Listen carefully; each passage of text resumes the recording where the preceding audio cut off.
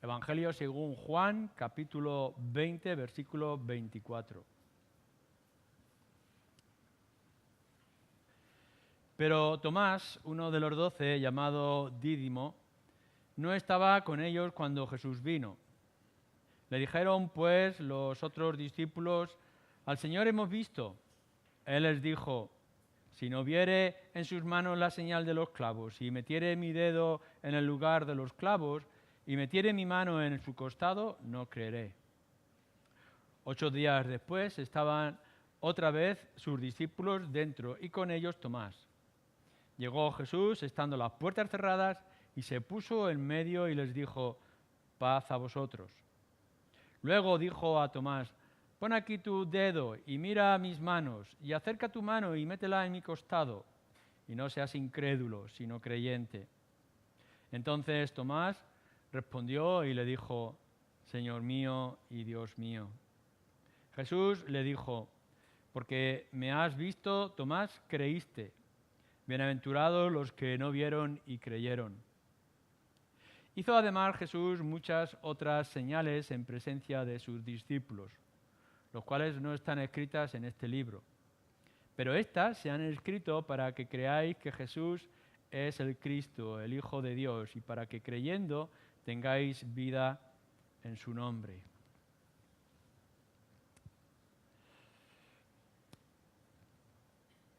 Ya todos sabréis, porque en más de una ocasión lo he comentado acerca de mi propia experiencia, que quizá mi primera convicción o mi primera conversión en mi vida fue a las Escrituras. Lo que primero me encantó es la palabra de Dios, aun cuando la teníamos en casa. Fue esas primeras veces cuando empecé a leerla que descubrí que era algo distinto. Y no fue sino después, cuando quedé convencido con ella, que el Espíritu me descubrió a mí, a Cristo como Salvador. Es por eso quizá que uno de los temas que más me ha gustado es siempre el valor, la razón, el sentido de la palabra de Dios, de principio a fin, su inspiración, pero también su aplicación en mi vida y todo lo que dice de principio a fin. Y en todos los diferentes textos que vemos acerca de la Escritura, de la inspiración, de la razón, tenemos aquí estos dos versículos, el versículo 30 y versículo 31, que están dentro de lo que sería el contexto que hemos visto. Tomás ha dudado acerca de la resurrección de Jesús por la sorpresa, por lo grande, por lo significativo que era aquello. Pero al final, cuando ha visto las evidencias, es decir, vio las heridas y pudo tocar, el Señor le dice, porque has visto, has creído, bienaventurados los que no vieron y creyeron.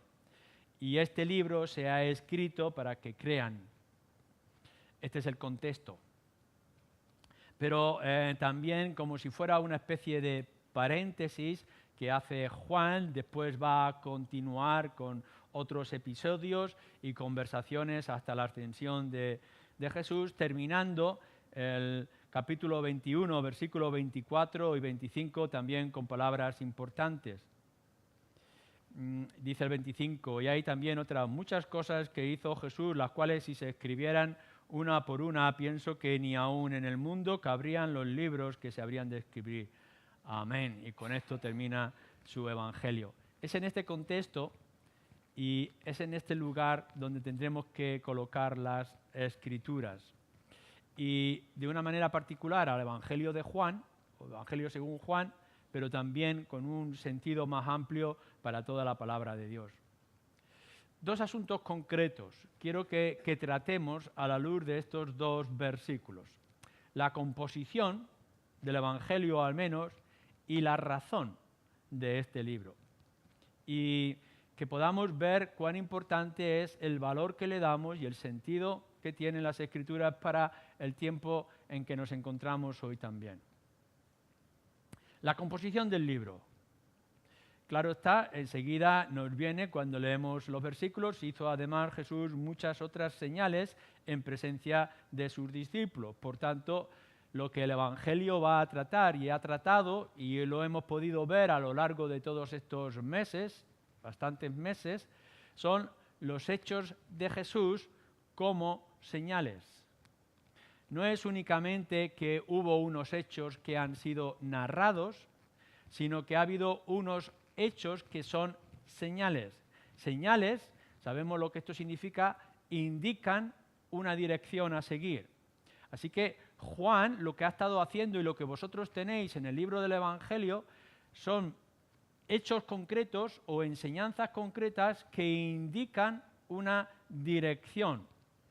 La dirección está puesta en estos mismos versículos y en el contexto en que nos encontramos, que es el Señor Jesucristo y Él como Hijo de Dios, el Mesías y por tanto Dios, Dios mío, Señor mío, que dice Tomás. Esto es lo que arranca estos versículos. Así que cuando vosotros leéis el Evangelio de Juan y podéis leer otras partes de las Escrituras, no estáis viendo únicamente unos acontecimientos históricos que puedan ser interesantes, que lo son. No es únicamente que hubo milagros, sino que estos milagros indican algo mucho más importante. Por eso nos encontramos en algunos lugares en el Evangelio o en otros evangelios que nos dice ¿quién es este hombre? ¿Qué es lo que tenemos delante de nosotros que es capaz de hacer estas cosas? Y pensaban y meditaban en su corazón, como también nos dice acerca de la misma María, su madre. Pero no únicamente es que nosotros tenemos estas señales como milagros, siempre nos llama más la atención. Cuando vamos al Evangelio, Mateo, Marcos, Lucas, Juan, y vemos grandes milagros y poderosos, y nos quedamos asombrados y alumbrados por la resurrección de entre los muertos, o por aquel ciego que empieza a ver y que era de nacimiento, y tantas cosas extraordinarias. Pero también son señales algunas otras cosas como la mujer adúltera que fue encontrada en pecado. Recordáis que fue traída una mujer descubierta en adulterio y con esto quieren tentar a Jesús y cómo Jesús resuelve este asunto, diciéndole si hay alguno que esté sin pecado que tire la primera piedra. Y todos en su conciencia fueron rendidos después de ver las palabras escritas en el suelo y diciéndole a esta mujer, ve y no peques más. ¿Qué es esto que está ocurriendo aquí? ¿Cómo este hombre puede actuar de esta manera? ¿Cómo es que rinde las conciencias de todos aquellos que estaban hablando? Señales que nos estaban indicando. O podemos ver la entrada triunfal mientras Jerusalén. Algunos lo quieren matar, quieren quitarle la vida porque les estorba, fariseos y algunos otros. Y mientras la ciudad está en revuelo para matarle, nuestro Señor Jesucristo entra triunfante en Jerusalén e incluso los niños salen con ramas para recibirle. Hosana, Hosana, bendito el que viene en el nombre del Señor, el nombre de Yahvé. Esto es extraordinario. Solamente unas horas después, el Señor Jesús va a ser crucificado en una cruz y la gran multitud le dice, crucifícale. Pero no pensemos que esto está gobernado, este mundo estaba gobernado por el imperio de la violencia o del rechazo a Cristo. Cristo es el Rey y por tanto puede hacer que toda una ciudad, aunque luego le condenen, le rindan pleitesía y lo reconocen. Esto son señales. ¿Con qué autoridad nuestro Señor Jesucristo puede entrar en el templo y expulsar con un látigo a todos aquellos que estaban comerciando, acusándoles de que habéis convertido la casa de mi Padre en una casa de ladrones, la casa de oración en casa de ladrones? Evangelio de Juan, capítulo 8, versículo 58. Antes de que Abraham fuese, yo soy.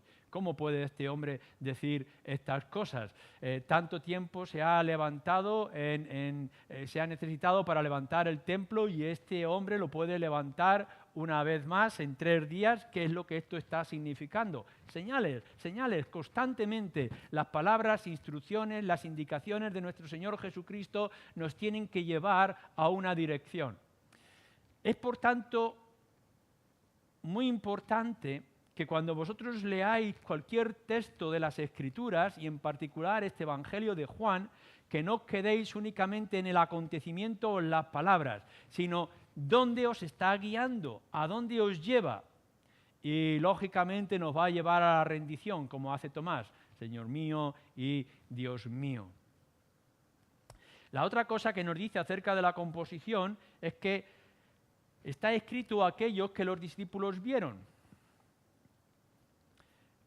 Dice, hizo además Jesús muchas otras señales en presencia de sus discípulos, las cuales no están escritas en este libro. Nunca se hizo ninguna cosa del Señor Jesucristo en secreto. Es más, no se han escrito porque alguien haya recibido algún tipo de revelación especial del cielo que le diga, descubre aquello que nadie sabe. No está recibiendo un mensaje en el medio del desierto que únicamente aquel hombre está recibiendo por medio de ángeles. No, lo que se está escribiendo en el Evangelio de Juan son cosas que otros vieron, que son testigos de lo que ocurrió. Cuando el Evangelio de Juan se estaba escribiendo, muchos podían ratificar o podían decir sí a lo que se estaba escribiendo. Juan está escribiendo en primera persona. Así también lo hace Mateo en primera persona. Pero cuando leemos en Lucas o leemos en Marcos, están escribiendo lo que otros discípulos le dijeron. Mira lo que me pasó. Están diciéndole a Marcos, mira lo que ocurrió, yo estuve allí. Y él puede narrar aquellos acontecimientos. Por tanto, lo que tenéis en este libro no son secretos revelados de una manera especial, aun cuando creemos en la inspiración de las Escrituras, sino que son cosas que vieron los discípulos y son testigos de ellas, al menos cuando se estuvieron escribiendo. La vida del Señor Jesucristo fue una vida pública y por tanto fue a ojos de todos. 5.000 personas, o al menos 5.000 hombres, sin contar mujeres y niños, vieron el milagro de los panes y de los peces. No se hizo en secreto. Y cuando ocurrió la resurrección de Lázaro, los amigos y todos aquellos estaban presentes para aquel acontecimiento. Y esto es importante que nosotros lo tengamos en cuenta. No tenemos aquí algo que no se pueda o no se pudiera comprobar, sino algo que es comprobable cuando se escribieron. Así que son las señales que el Señor Jesús estaba haciendo que indicaban quién era Él y cuál era su autoridad y su mensaje. Es algo que pudieron ver todos a su alrededor, pero lo que tenemos aquí es solamente una pequeña selección, porque hay otras cosas las cuales no están escritas en este libro. No todo lo que hizo el Señor Jesucristo lo tenemos en los Evangelios.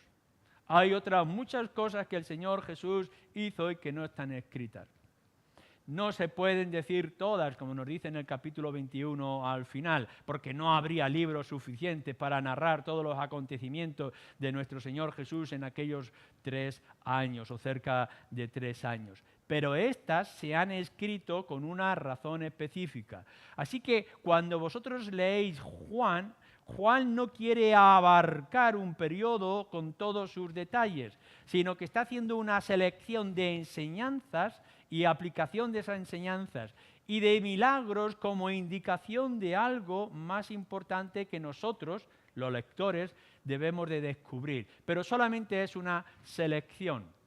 Si cogéis los 4 evangelios y los ponéis paralelos, y es muy curioso poder conseguir esas Biblias que existen con todo el orden cronológico de los acontecimientos, ver qué es lo que se repite y qué es lo que no se repite, y cómo cada evangelio o cada evangelista está indicando algo importante o peculiar acerca de Jesús y su ministerio. ¿Qué evangelio es el que está más indicado para los gentiles no judíos? ¿En qué evangelio se dignifica más el estado o la obra de la mujer, por ejemplo? Y podemos ver diferentes detalles que nos muestran que el autor humano tiene una intención cuando lo está escribiendo. Y el autor humano, Juan, guiado por el Espíritu, tiene una intención concreta en esta selección de hechos. Por tanto, recordamos que todo lo que tenemos en este Evangelio ha sido inspirado, es decir, el Espíritu ha guiado a Juan para que lo escriba. Pero Juan tendría otros muchos más conocimientos que no ha llegado a narrar. Lucas nos dice que todo lo que ha dicho, todo lo que se ha dicho, escrito, yo lo he puesto en orden, le he dado una importancia peculiar, dice Lucas, para el lector en particular, Teófilo, que estaba ahí con él. Así que tenemos esta composición. Es muy importante que sepáis qué es lo que tenéis en vuestras manos, qué es lo que leéis, por qué lo estudiáis, a dónde os tiene que llevar. Y entonces vamos a la segunda parte, que es la razón de este libro, como la razón de todas las Escrituras. La Biblia y el Evangelio de Juan no está para informar. Para eso tenéis Wikipedia. La Biblia tiene otra razón, otra indicación. No es una mera información teórica de acontecimientos, unos hechos históricos. No es una obra de arte. No está aquí para que podamos admirar qué bueno y hermoso es este libro. Para eso tenéis El Quijote de la Mancha o la Eneida. Este libro tiene otras razones mucho más importantes. La Biblia y el Evangelio de Juan no está para emocionarte, no está para estremecerte. Para eso vas y miras Heidi. Lo que nosotros tenemos en este libro es algo mucho más distinto.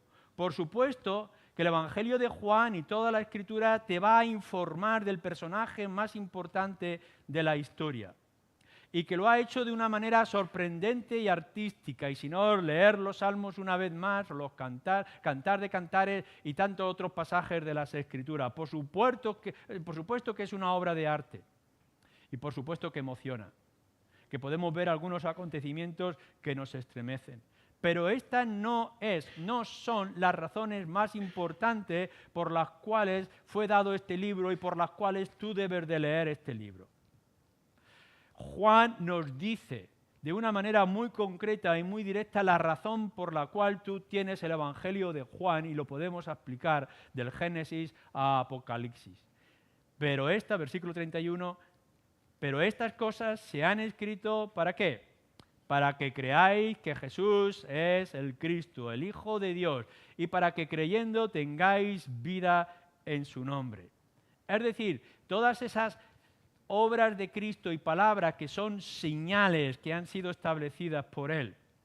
Toda esa visión de testigos que tenemos con los discípulos, esa selección de obras que han sido narradas a lo largo de la historia del pueblo de Dios y de nuestro Señor Jesús, están para mostrar que Jesús es el Cristo. Esto es lo que nos tiene que llevar de principio a fin del Evangelio y de toda la Escritura. Si hay algo que tienes que descubrir como el mensaje central, el hilo conductor que guía todos y cada uno de los versículos, es que Jesús, aquel que vino y nació en una pequeña ciudad, Belén, es el Cristo. Cuando hablamos del Cristo, hablamos del Mesías, hablamos del ungido, el escogido de Dios para hacer su obra, y su obra es la redención. Para esto he venido, para hacer la obra de mi Padre, es decir, rescatar a aquellos que estaban perdidos. Este es el trabajo del Mesías, del ungido, pero resulta que cuando profundizamos en Jesús como el Cristo, Jesucristo, descubrimos no solamente que Él es el Mesías, en verdad, el enviado del Padre, sino que además es el Hijo de Dios. Y cuando hablamos del Hijo de Dios no estamos hablando de un Dios menor, de alguna característica divina, no, estamos hablando del único Hijo de Dios, que se ha hecho carne y está en medio de nosotros. Por eso las llagas del resucitado no pueden hacer otra cosa a un hombre como Tomás y a nosotros que caer rendidos y decir, este es Señor mío y Dios mío. Esto es lo que nos está indicando. No está aquí, en esta idea que nos dice Juan, rebajando de alguna forma el Hijo de Dios para hacerlo Mesías, sino que está ensalzando al Mesías para hacerlo Hijo de Dios. Esta es la historia, o esto como nos lo describe. Aparte de la introducción, del prólogo que se hace en los evangelios, donde se nos presenta, por ejemplo, la genealogía de nuestro Señor Jesús, o el evangelio de Juan cuando empieza en el principio, ¿no? Era el verbo y el verbo era con Dios y el verbo era Dios. Todo lo que nos está diciendo es que de pronto un niño es anunciado y aparece en medio de las aldeas. Es cierto que tiene una infancia con algunos detalles mínimos y que de pronto, de una manera pública, sale por todos los lugares y anuncia el Evangelio y está haciendo grandes cosas. Dice, el reino de los cielos se ha acercado, venid y miradme a mí y ver.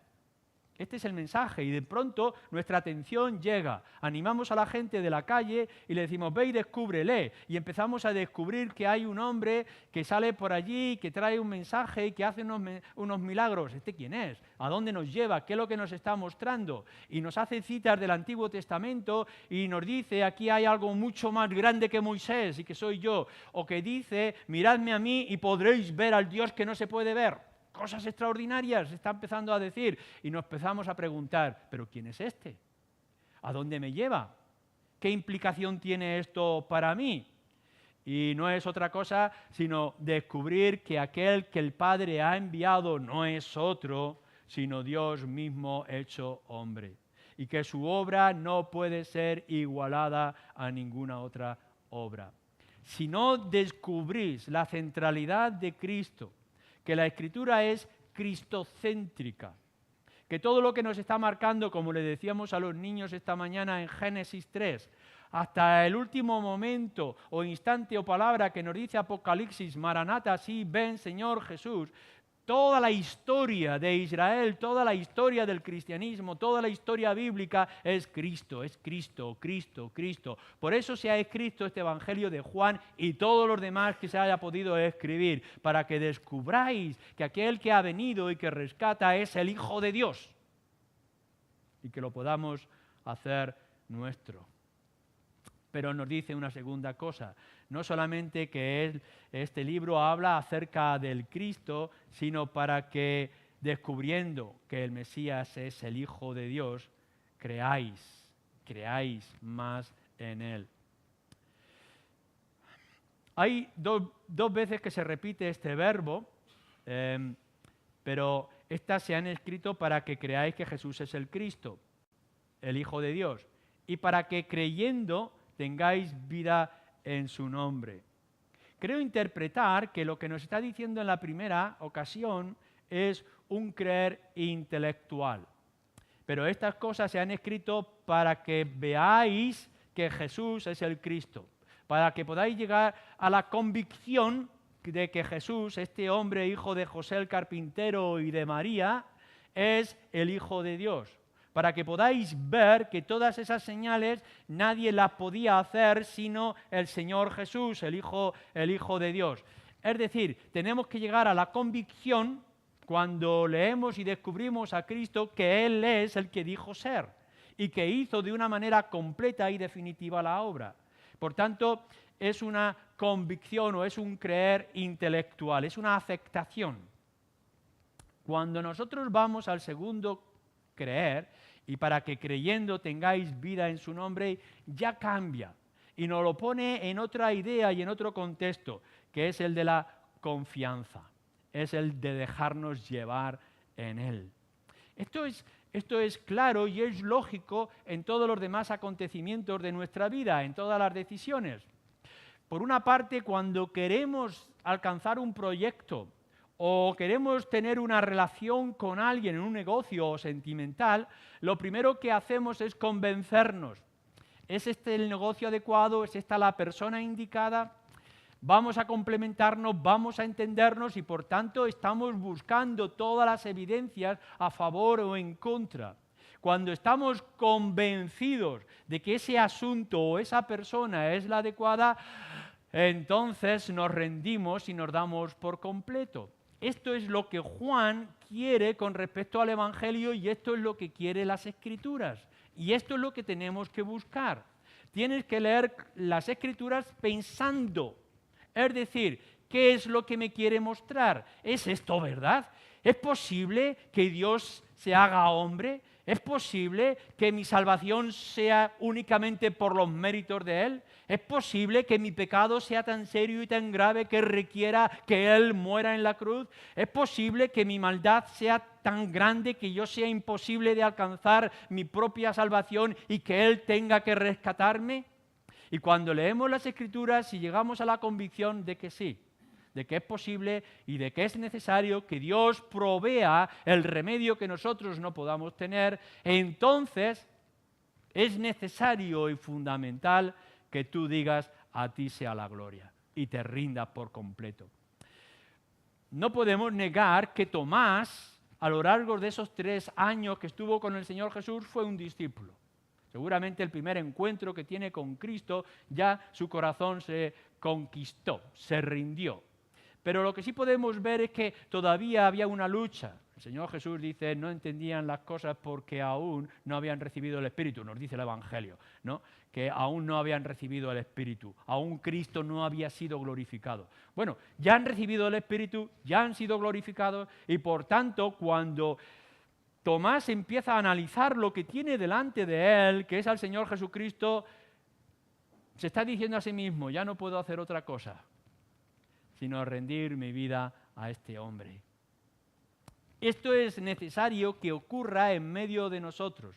Tenemos que animar a la gente a que vaya y escudriñe, investigue, analice cada uno de los acontecimientos. Nuestra fe no es ciega, no saltamos al abismo oscuro. Tenemos un montón de evidencias, tenemos testigos que nos lo narran, tenemos las muestras poderosas, señales de nuestro Señor Jesucristo. Y por tanto tenemos que estar convencidos, pero cuando estés convencido, déjate caer en sus manos, confirmando que Jesús es quien dijo ser: podáis descansar en Él y solamente en Él.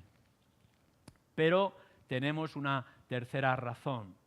Dice: pero estas se han escrito, estas cosas, las señales de Jesús, para que creáis, lleguéis a la convicción de que Jesús es el Cristo, el Hijo de Dios, y para que creyendo tengáis vida en su nombre. Tener vida en el Señor Jesucristo. Lógicamente, entendemos que Juan no está escribiendo a los muertos, porque los muertos no pueden leer. No está refiriéndose a muertos físicos, porque el libro no está dado para aquellos que son incapaces físicamente de aceptar estas evidencias y señales. Lo que está hablando de tener vida se tiene que referir a otra vida distinta, para que creyendo tengáis vida espiritual. Pero fijaros bien, o vamos a fijarnos bien en este verbo creyendo. Hay diferencia de opiniones en los intérpretes o estudiosos de las Escrituras y de este texto del griego. Algunos dicen que creyendo, pistenou o algo así se pronuncia en el griego, es un presente subjuntivo, creyendo, aceptándolo. Implica que este evangelio se escribió quizá para no creyentes, para que llegaran a la fe. Y para que creyendo en estas evidencias, en estas señales, pues os rindáis y seáis salvos. Otros dicen: no, esto está en un aoristo, que en español, en castellano no lo tenemos. Este aoristo subjuntivo lo que nos está indicando es un presente que ha empezado pero continúa. Y algunos dicen que se debería de traducir, y así en mayoría de los comentarios hacen, de continuar creyendo. ¿Sí? Nosotros entonces leemos: pero estas cosas se han escrito para que creáis que Jesús es el Cristo, el Hijo de Dios, y para que continuéis creyendo, tengáis vida en su nombre. Entonces, en esta segunda interpretación, lo que nos está diciendo es que tiene una implicación para los creyentes. Implica que el Evangelio de Juan fue escrito o dirigido a los discípulos para fortalecer su fe y tener una convicción que le llevara más lejos, que les defendiera de todos los ataques.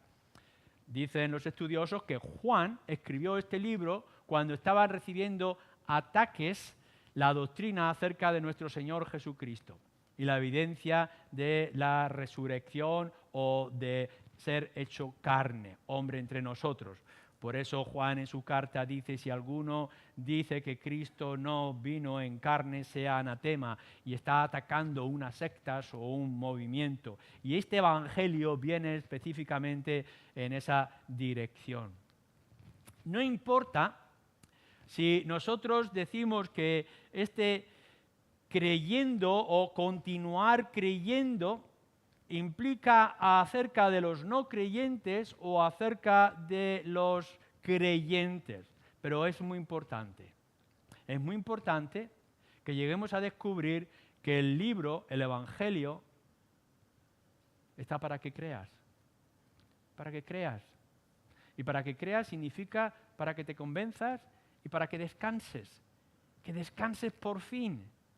Lo que te está diciendo es que hay un lugar donde puedes reposar, donde puedes rendirte por completo, que hay alguien que va a cumplir todo lo que tú requieres o tu vida requiere, que se te está ofreciendo. No es únicamente decir, he aprendido más, ya sé cómo cultivar pepinos y zanahorias en el campo aunque nunca lo voy a hacer, que ya sé cómo sanar a un enfermo aunque nunca seré médico, que ya sé levantar un edificio aun cuando nunca seré arquitecto. No, lo que está diciendo es, descubre lo que tú necesitas, que Cristo tiene, y hazlo tuyo. Cree. Cuando leas el Evangelio, convéncete que Dios ha hecho todo lo necesario para que tú tengas vida y vida eterna, vida en abundancia. Pero si eres creyente, si te has rendido ya al Señor Jesucristo, lo que te está diciendo es convéncete que este es el instrumento para que otros crean. Fijaros que nos está diciendo, bienaventurados, versículo 29, los que no vieron y creyeron. Y este libro se ha escrito para que creyendo tengan vida eterna. Hay gente que no ve, hay gente que no sabe, hay gente que no lo ha descubierto. Y en nuestras manos se ha puesto este libro extraordinario. Se nos ha dado las evidencias, se nos ha dado el instrumento básico y fundamental. El mensaje ha sido puesto a nuestro alcance. Por tanto, tenemos las Escrituras como el mejor arma o como la mejor herramienta para que los que no pueden llegar a ver o no vieron como vio Tomás, puedan también ellos llegar a creer. Por eso es que no es tanto en nuestra vida de evangelización que deberíamos de tener amplia y extensa en todas las áreas, no es únicamente que nosotros dejemos en sus manos la Escritura y la Biblia. Evangelizar no es repartir las Escrituras, no es regalar el Evangelio de Juan y no es regalar todo el Nuevo Testamento. Evangelizar es que tú te convenzas de que este es el instrumento para que descubran al Señor Jesucristo, hagas tuyo el mensaje y estés tan convencido que puedas ir a la gente y predicarles que hay perdón de pecados y que lo hagas con convicción. Creo firmemente y declaro que este libro, la Biblia, y este libro en particular, el Evangelio según Juan, ha sido dado para ti, creyente, para que lo domines, para que lo conozcas y para que se haga instrumento hábil y capaz en tus manos. Cuanto más sepas acerca de Jesús, más poderoso será el mensaje que puedas llevar. Es muy importante que rompamos nuestra ignorancia. Me parece terrible cuando alguien puede llegar y decir, bueno, ya me he leído un par de veces el Evangelio de Juan, ya me he leído la Biblia, ya conozco los libros y conozco algunos pasajes de memoria, sé que puedo recitar el Salmo tal y el capítulo tal, e incluso algún que otro libro, de los más cortitos, por supuesto. No sirve para nada. No estamos hablando aquí de que tengas que memorizar, ni siquiera es que sea tu mejor libro de cabecera cuando no puedes dormir, que también lo es. No. Este libro fue escrito para que mientras estés creciendo en tu fe, mientras sigas creyendo, puedas tener lo más importante, que es vida en su nombre. Y podrás tener, si no eres creyente, vida por primera vez, pasar de muerto a vivo, poder descubrir la luz, habiendo sido ciego por naturaleza desde nacimiento. Pero también es que sepas que no es la habilidad, que no son tus conocimientos, sino es la señal, las señales, las evidencias de que Cristo vino, Cristo murió, Cristo resucitó, y si ellos lo aceptan, serán salvos. Y nosotros habremos sido instrumentos, que no hay mejor cosa que esta. Amén.